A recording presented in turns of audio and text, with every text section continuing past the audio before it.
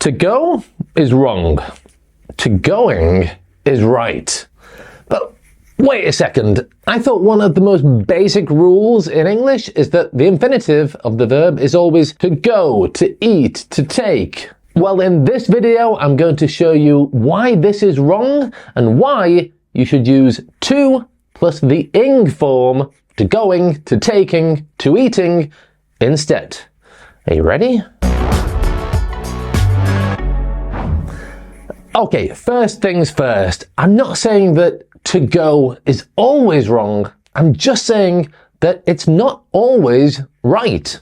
In fact, in many common sentences, you will hear verbs in the infinitive with to, like I want to go on holiday. I don't know whether to call her. I'm too shy to sing in public. The problem is that most of my students apply this rule for every situation. They say the word to and they think, oh, easy. It's the base form. So to go, to call, to sing. And the problem is that this leads to a lot of common mistakes I correct all the time, and mistakes I don't want you to make. Now, the cool thing is that it's pretty easy to know when you need the ing form of the verb. And here's the secret. Once I've told you the secret and you've learned this grammar, you can complete this lesson by downloading some exam-style exercises that I've made for you so you can actually use this grammar in context and remember it. Okay, the link to those exercises is up there, and there's also a link in the description for you. Right, the first thing you need to know is that using to plus ing is only possible when it comes after special verbs, a lot of which are phrasal verbs. Phrasal verbs that contain a verb and the preposition to at the end. And this to is part of the verb. A common example of this is look forward to. The verb is to look forward to. And if you say, I look forward to meet you next week, or I'm looking forward to hear from you, that's wrong. And it's a really common mistake. You see, the word to is part of the verb, look forward to. And we always follow this verb with a noun or a gerund. Followed by a noun, it looks like this. I look forward to the concert. He's looking forward to the day he sees you again. And followed by a gerund, that's the ing form of the verb, it looks like this. I look forward to meeting you next week. He's looking forward to seeing you again. Another example of this is the phrasal verb get round to, which we use to express the idea of finally doing something after a delay or procrastination. And again, because to is part of the verb, we follow it with a gerund. I finally got round to cleaning the car yesterday. Did you get round to taking the book back to the library? Now, it's not just phrasal verbs where this happens. There are many other verbs that always go with to. So we're going to have a look at a few common verbs, and I'll divide them up into small categories to make it easier to remember for you. So first, let's have a look at some verbs related to change. They are be used to, get used to, and be accustomed to. These verbs are great for expressing familiarity, something being a habit, or something becoming normal, or a normal habit.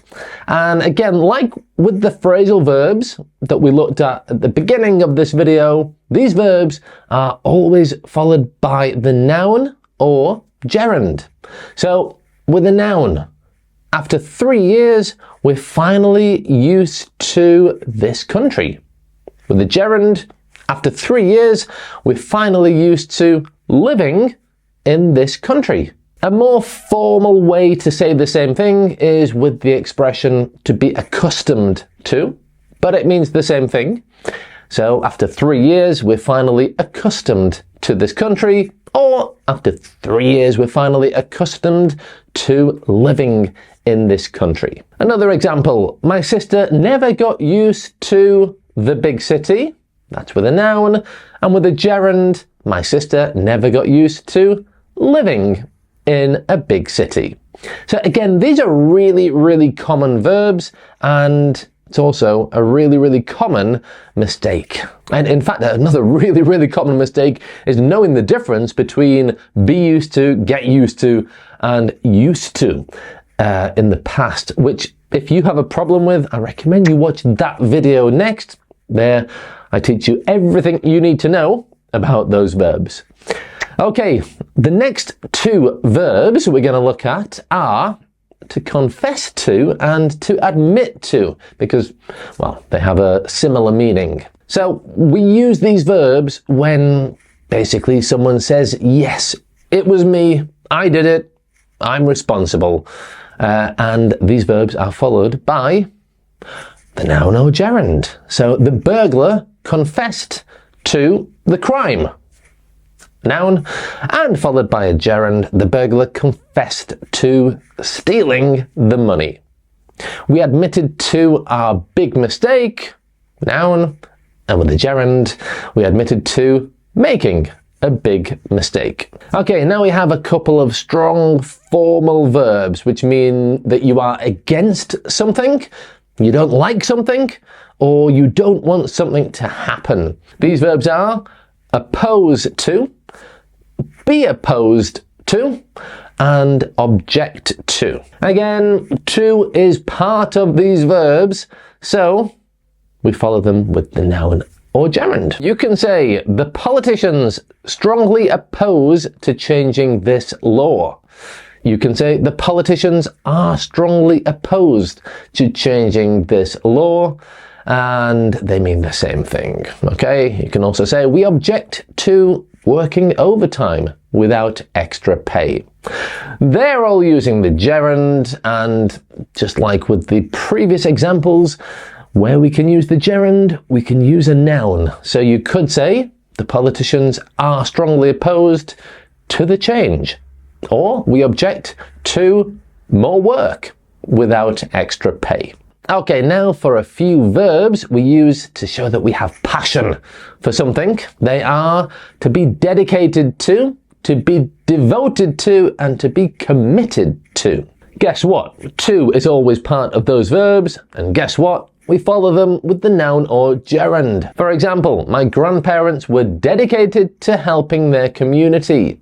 My friend is committed to studying English, and I'm sure they will be committed to finishing the project on time. If you look at these sentences, you'll see that they are the past, present, and future. I chose those to show you that it doesn't matter which tense you use, these verbs are always followed by the noun or gerund. Okay, there's the PDF with some extra exam-style questions to practice using this grammar. So click there, download it, it's free, and then please watch that video next to avoid another super typical mistakes made by students with your level.